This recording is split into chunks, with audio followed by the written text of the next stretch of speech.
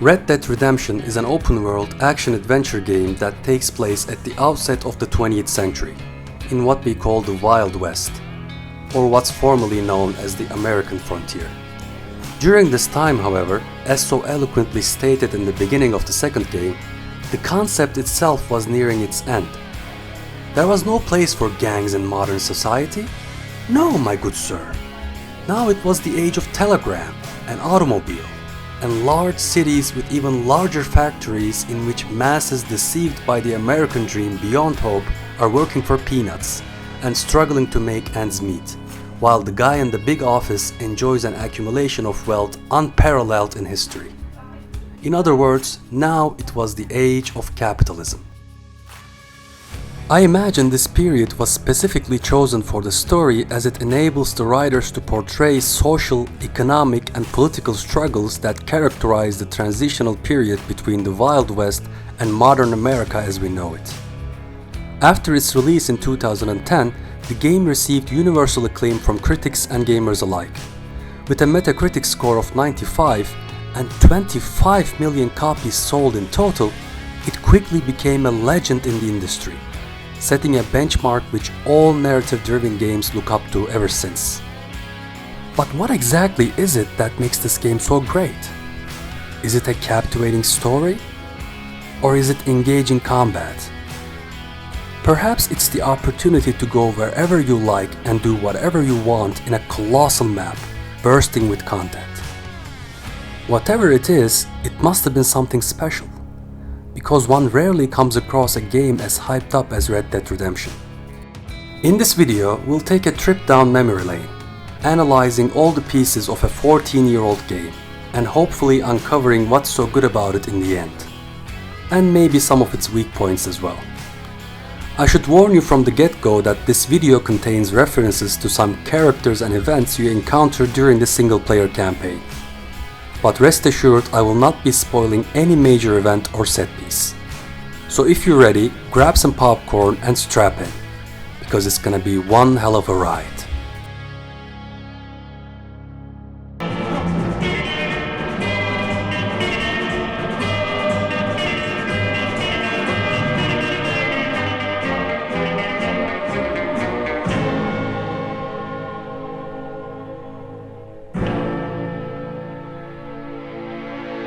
People don't forget. Nothing gets forgiven. That's true.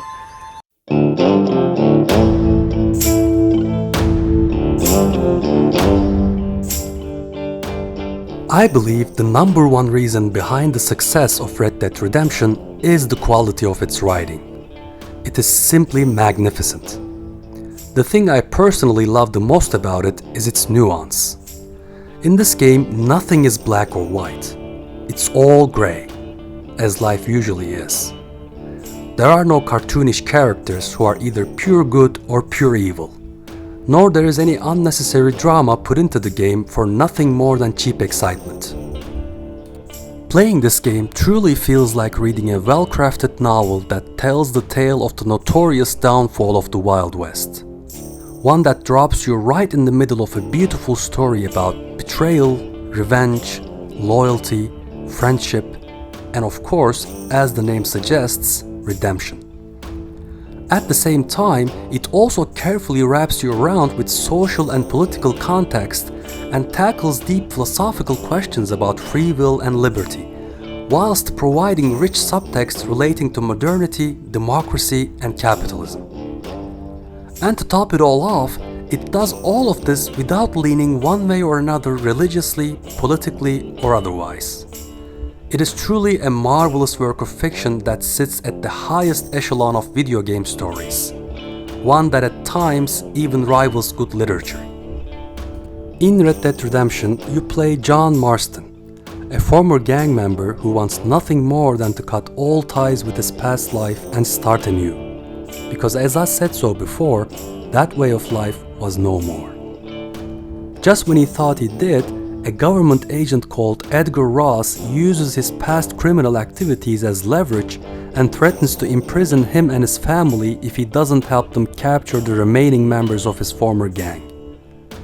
John reluctantly agrees to help in exchange for immunity. This quid pro quo serves as one of the principal points of conflict and paves the way for the main quest line in which you track and capture your old buddies one by one, with the help of the government. As he goes through this journey of redemption, John comes across with many interesting characters and events, some of which leave a lasting mark on him. The time he spends with Bonnie teaches him the value of friendship and the difficulty of living as a woman in a patriarchal society. The courage and wisdom displayed by London Ricketts makes him hopeful about the future, whilst his dealings with Edgar Ross and the Mexican army opens his eyes to the wickedness of government officials and makes him doubt the very idea of democracy. He quickly discovers that between the corrupt government officials and honest criminals, separating good guys from the bad guys is not a trivial task. As I said before, all the characters in this game somehow appear nuanced yet grounded. Dialogue between them is mostly well written. Everyone speaks and acts in a way that is consistent with their character, which is probably why events that take place during the story feel so natural. Each of them feels like it happens because prior events and the personalities of the characters involved in the event necessitate it. Because of this, they come across as real, authentic events, rather than convenient plot devices. I also want to congratulate the voice actors for their outstanding performances. Obviously, voice acting is crucial for story-driven games, because in those types of games, you must make your audience empathize with the characters, so that they care about what happens to them. And that's only possible if the character looks and sounds like a real person. If the voice actor cannot convey the emotion and drama required by the scene, it all falls apart. All in all, I can confidently say that the actual story of Red Dead Redemption is phenomenal and deserves all the praise we can throw at it. Not only it has amazing depth, but it also moves you in ways that are achieved only by a very small percentage of games.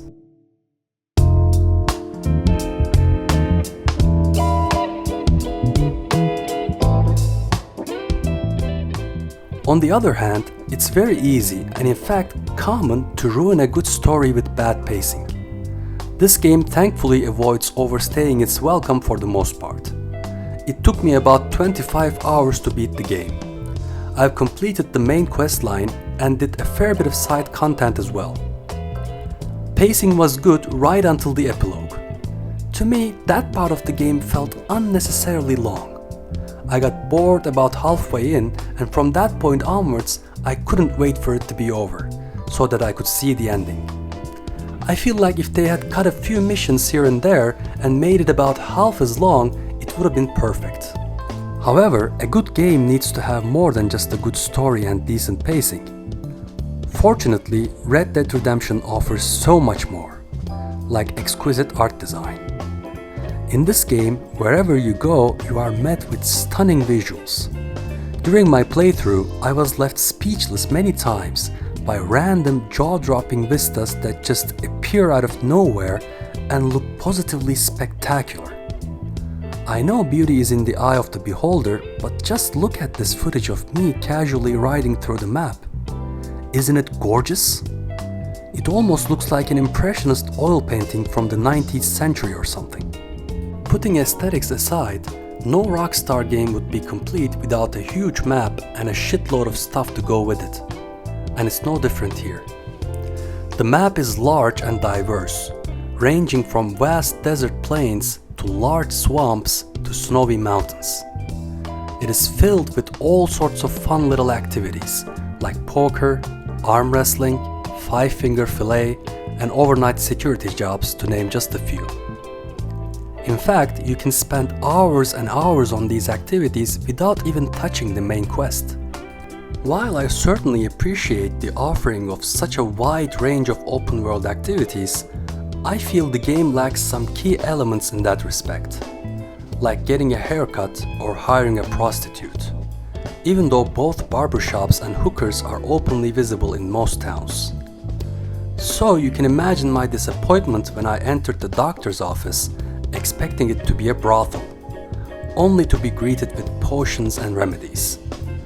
I don't think the fault rests solely with me because its symbol on the map can be interpreted in many ways. Next, I want to touch briefly upon the technical aspect. I should start by saying that I played the remastered version of this game on a PlayStation 5 at 4K 60 FPS. I thought the visual presentation was top-notch, especially for its time. But I also believe playing the PS5 version contributed to my enjoyment of the game to a great extent. So take my comments with a grain of salt, because I have no idea how it looks on an 8th or god forbid 7th generation console.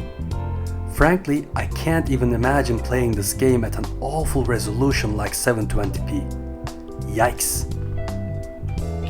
Graphical fidelity and character animations are definitely ahead of their time. They even went to the trouble of creating different skinning animations for each animal, which is insane considering the state of its contemporaries at that time. Frame time performance was rock solid. It was a smooth 60 FPS ride all the way through. Aside from a few bugs here and there, the experience was mostly flawless, though I feel they could have done so much more with the remaster, especially since it sold for $35. That's quite the price tag for a game that first came out 14 years ago. For $35, you get increased resolution, higher frame rate, a modern anti-aliasing solution, HDR support, and that's about it. No new content, no new assets, and no unlocked frame rate. That's just insulting if you ask me. Also, why the hell is this game not on PC yet? Come on, Rockstar, you are better than this. Finally, I wish to say a few words about the soundtrack. I think it's decent, and it's got a few noteworthy tracks that caught my attention, but it didn't blow me away. It gets the job done. Nothing more, nothing less.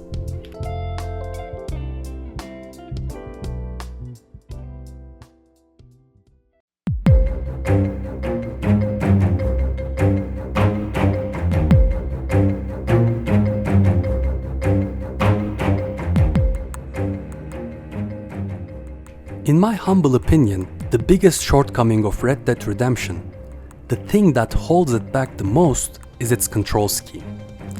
There are so many things wrong with this game's controls. First, there's no option to remap buttons, so you're stuck with the default control scheme, which is unintuitive and clunky as hell.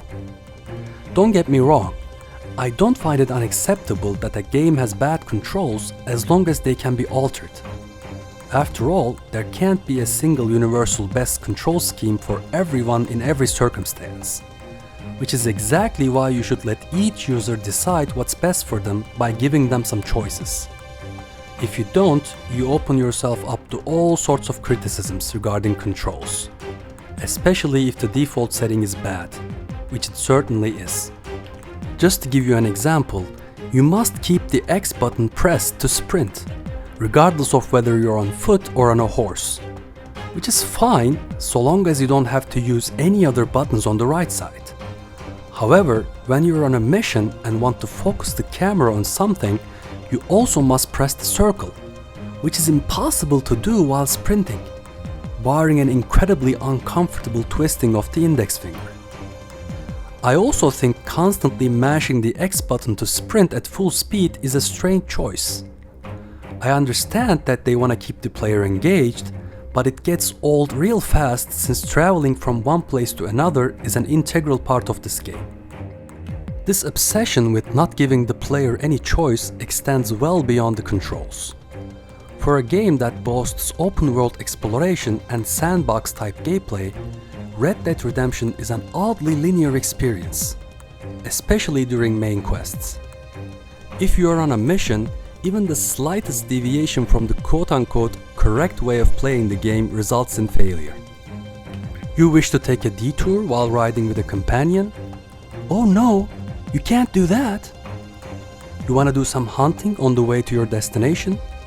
Tough luck, it's gonna have to wait until the mission is over. I personally believe this type of mission design has no place in an open world game where player freedom must always come first.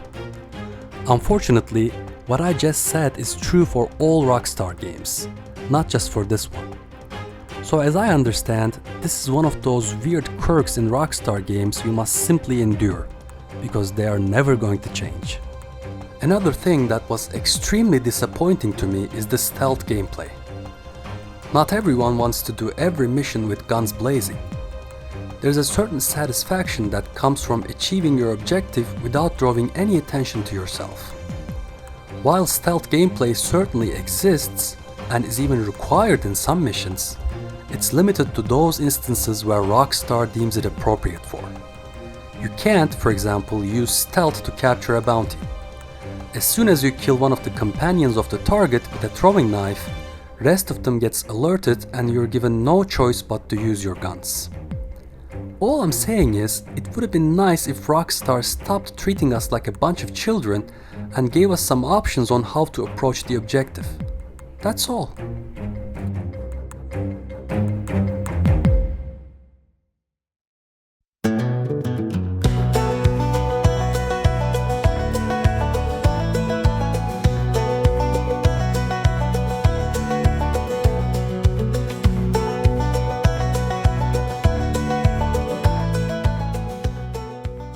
I guess I should first explain what I mean by the title of this chapter, as I suspect it's not as obvious as it previously was.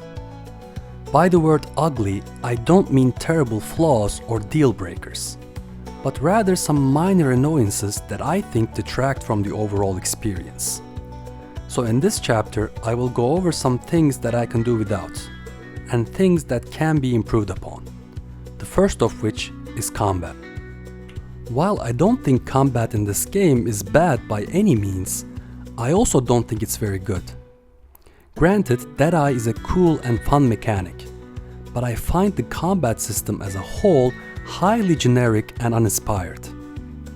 Although there's a wide selection of weapons to choose from, most of them feel the same, especially ones in the same category. There isn't enough separation between different weapons in terms of how it feels to use them. For instance, you start the game with one revolver and one repeater. As the game progresses, you get access to higher tier guns that are supposed to perform better, which I'm sure they do, but to me personally, they all felt like slightly modified versions of the same thing, instead of distinct entities. So I ended up mostly using the one with the highest magazine capacity, simply because I didn't notice a huge difference one way or another. The weapon I enjoyed using the most was the Gatling gun, which unfortunately is only available on certain missions. On a similar note, I feel the progression in this game is somewhat lackluster. Of course, your gear improves to a certain degree as you clock more hours, but at no point in the game did I get excited about getting access to some new equipment, like a gun or an outfit. To me, it was all about the story and the atmosphere surrounding it, things that this game happens to excel at. Another thing that I'm not so keen about the game is side content. Let me preface this by saying that there are a lot of side missions in this game. If you're a completionist, you can easily spend 50 plus hours finishing every quest line and exploring every nook and cranny. I did not do that, nor did I feel any desire to do so. They felt more like an afterthought to me. Something that has been put in the game just for the sake of providing extra content and needlessly extending the game's length. While animation work and voice acting on side missions is every bit as good as those in the main missions, the content is just not that interesting. The plot lines of these missions are not connected to the main story at all, and they don't offer any exciting gameplay. It's mostly go somewhere, pick something up, bring it back, or convince this or that person to do something. Frankly, I get bored just talking about it. To be fair, this is how side content is like in most games, and I'm fine with that. I guess I just expected something more from a game of this stature. Talking about meaningless activities, there are plenty more of them, even in main missions. Take herding for example. I understand that an incredibly mundane activity such as herding could be exciting for some people, but I for one am not among those people. Therefore, I cannot for the life of me fathom why would Rockstar taint such a beautiful game by forcing the player to partake in exceptionally boring activities for hours on end. That is just criminal. The only plausible explanation I could come up with is that Rockstar using herding as a metaphor for the social engineering our modern capitalist system is so famous for. I know, it's quite a stretch, but you never know. Even though earlier I've highly praised the art design of this game, I'm slightly disappointed by the color grading. I'm sure it was an artistic choice, but I find the unsaturated colors in this game to be incredibly dull and bland. I think a better compromise between realism and beauty could be achieved with a slightly more saturated color palette, which, as you can see, was exactly what Rockstar did with the second game. Furthermore, I've noticed significant pop-in and level of detail adjustments as you move through the map. Just look at the top of the mountains in this shot. As I get closer to them, the game switches to models with higher detail and it's incredibly obvious wherever you look. This happens even with character models. In this shot, look near the gate as I'm entering the town. As you can see, a character model suddenly appears out of thin air. To be fair, pop-in is a common issue, especially with older titles. But in this case, Rockstar has no excuse. They could have easily fixed this issue in the remaster, but they chose not to. They also could have reduced loading times in the PS5 version, as that console has an incredibly fast SSD, but that's not the case either. There isn't even a PS5 version to speak of. It's the PS4 version running in backwards compatibility, which is unbelievable. I'm sure it wouldn't take much time to develop a simple PS5 version with reduced loading times and less aggressive pop-in. But I guess Rockstar is too busy swimming in the ocean of money they made from GTA Online. Let me quickly go over a few things before we wrap this up. I thought duels were a nice touch, but unfortunately they offer little to no challenge. To give you an idea of how easy they are, I did not lose a duel even once during my entire playthrough. So they serve more as set-piece moments rather than actual gameplay. Another thing I want to mention is physics.